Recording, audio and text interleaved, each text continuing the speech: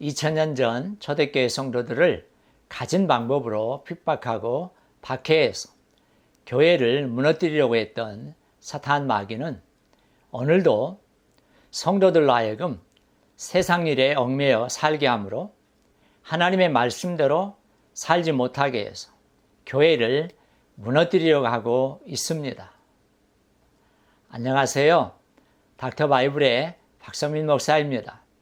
오늘은 요한계시록 강의 31번째 시간으로 계시록 13장 11절로 15절의 말씀을 중심으로 두 번째 짐승이라고 하는 제목으로 함께 은혜를 나누고자 합니다. 오늘의 본문 말씀입니다. 내가 범에 또 다른 짐승이 땅에서 올라오니 어린 양같이 두 뿔이 있고 용처럼 말을 하더라. 그가 먼저 나온 짐승의 모든 권세를 그 앞에서 행하고 땅과 땅에 사는 자들을 처음 짐승에게 경배하게 하니 곧 죽게 되었던 상처가 나은 자니라. 큰 이적을 행하되 심지어 사람들 앞에서 불이 하늘로부터 땅에 내려오게 하고 짐승 앞에서 받은 바 이적을 행함으로 땅에 거하는 자들을 미혹하며 땅에 거하는 자들에게 이르기를 칼에 상하였다가 살아난 짐승을 위하여 우상을 만들라 하더라.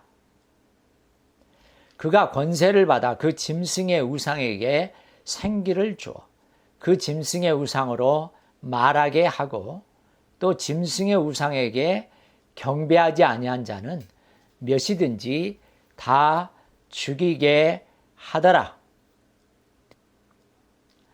사도 요한은 교회를 무너뜨리려고 하는 이 사탄의 계략에 우리 성도들이 굴복하는 것이 아니라 주님이 다시 오실 때까지 인내와 믿음으로 싸우며 죽도록 충성하여 영광스러운 승리의 열매를 맺을 것을 촉구합니다.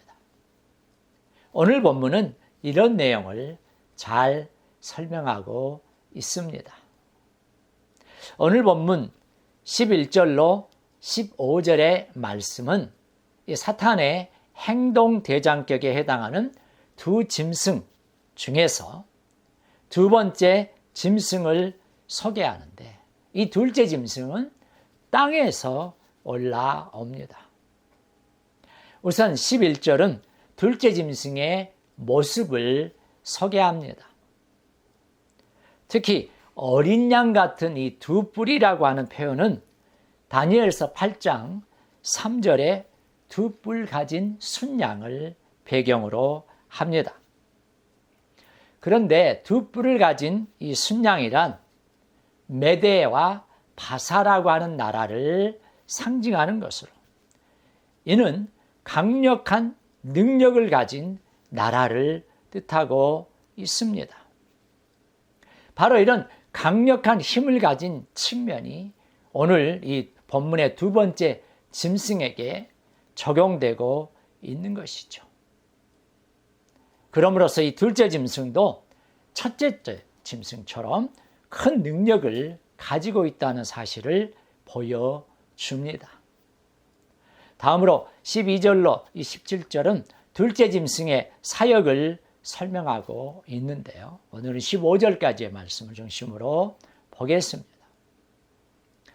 그런데 12절을 보면 이 둘째 짐승 사역에 초점이 있습니다. 중심점이 있다 하는 것이죠. 그 목적과 목표가 있다 하는 것입니다. 그것은 바로 사람들로 하여금 첫째 짐승에게 경배하도록 하는 것입니다. 그러니까 이 두 번째 짐승의 의도와 목적과 목표와 초점이 어디에 있냐면 첫 번째 짐승에게 사람들이 경배하도록 하는 것이죠. 그리고 이를 통해서 이 둘째 짐승의 주된 역할이 첫째 짐승을 경배하도록 돕는 것임을 우리가 알 수 있습니다. 이 12절에서 먼저 나온 짐승이란 이 첫째 짐승을 가리키면서 죽게 되었던 상처가 나은 자인 것을 보여주고 있습니다. 지금 이 둘째 짐승은 첫째 짐승을 대신하여 그의 모든 권력, 이 권세를 행사하고 있는데 땅과 땅에 사는 자들로 하여금 그 처음 짐승을 경배하도록 하는 것이 목적입니다. 그런데 이미 살펴본 대로 첫째 짐승은 사탄의 행동대장으로 초대교회 당시 그리스도인들을 핍박하는 데 앞장섰던 이 로마 제국의 황제들을 가리킵니다. 따라서 우리는 이 둘째 짐승의 존재가 당시 로마 황제 숭배의 그 역할을 주도했던 이교적인 제사장의 직분과 관련되어 있음을 알 수 있습니다. 본문에 등장하는 이 첫 번째 짐승이 로마 황제의 대표적 존재인 네로를 모델로 묘사한 것이라면 이 둘째 짐승은 황제 숭배를 촉진하는 제사장을 그 모델로 삼고 있는 것입니다. 사도 요한이 사용한 이런 표현 방법은 그가 살았던 1세기의 시대적 정황을 배경으로 요한계시록의 계시가 주어졌다는 점을 통해서 이해될 수 있습니다. 이와 같이 황제 숭배를 이끄는 이교적 제사장직의 모델이 된 이 둘째 짐승은 13절에서 좀 더 강력한 힘을 가진 존재로 묘사되고 있습니다. 이 두 번째 짐승은 먼저 큰 이적을 행하는데 어떤 이적입니까? 바로 사람들 앞에서 불을 하늘로부터 땅으로 내려오게 하는 능력을 행사하는 것입니다. 이어지는 14절은 하늘로부터 땅으로 내려오게 하는 이 능력인 큰 이적이 어떤 목적으로 사용될 것인가를 언급하고 있습니다. 즉, 둘째 짐승이 큰 이적을 행사한 목적은 땅에 거하는 자들을 미혹해서 그들로 하여금 첫째 짐승, 곧 칼에 상하였다가 살아난 짐승을 위한 우상을 만들게 하려는 것입니다. 실제로 이 당시에 소아시아의 각 도시에 신전이 세워져서 황제 숭배를 강요했습니다. 사도 요한은 바로 이러한 역사적 상황을 배경으로 요한계시록 내에서 악의 세력 판도를 그려나가고 있는 것입니다. 이처럼 첫째 짐승의 우상을 세워서 그 짐승을 경배하게 하는 이 둘째 짐승의 사역 내용은 15절에서 좀 더 구체적으로 언급됩니다. 여기에서 둘째 짐승은 우상에게 생기를 주어서 그것으로 말하게 하는데 이 우상이 말을 한다는 것은 매우 신기하고 놀라운 것이 아닐 수 없습니다. 왜냐하면 이사야서 44장 9절에 보면 우상은 무익해서 아무런 기능도 하지 못한다고 말하고 있기 때문입니다. 그런데 오늘 본문에서 둘째 짐승은 이 첫째 짐승의 우상을 만들어서 그 우상에게 생기를 집어넣어서 말하게 했다는 것이죠. 참으로 놀라운 일이 아닐 수 없습니다. 이처럼 둘째 짐승이 첫째 짐승을 섬기도록 하는 이 사역은 우상 숭배를 거부하는 교회 공동체에 고난을 안겨주었습니다. 왜냐하면 우상에게 경배하지 않으면 모두 죽임을 당하게 되기 때문입니다.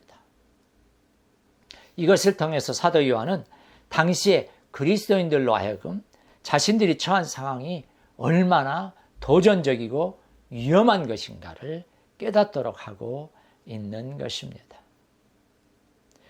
여러분, 우리는 오늘 본문을 통해서 무엇을 깨달아야 할까요? 기복신앙과 물질주의 신앙 가운데 성공과 만사 형통만을 신앙의 전부로 오해하면서 이 악의 세력과 싸우는 영적 전쟁의 실체를 관가하는 이 신앙의 자세가 얼마나 잘못된 것인지,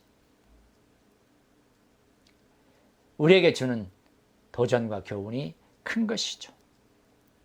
여러분, 우리는 믿음대로 살고자 하는 성도의 삶에 왜 핍박과 어려움이 따르는지 오늘 본문을 통해서 다시 한번 명백하게 깨닫게 됩니다. 그러므로 우리는 늘 깨어서 이 사탄과의 눈에 보이지 않는 영적 전쟁에서 날마다 믿음으로, 인내로, 그리고 우리의 대장 되신 그리스도를 바라보면서 우리의 남은 인생의 여정을 순교자의 그 순교의 정신을 가지고 살아가야 할 것입니다. 우리 모두가 그와 같은 믿음의 성도들이 다 될 수 있기를 간절히 바랍니다.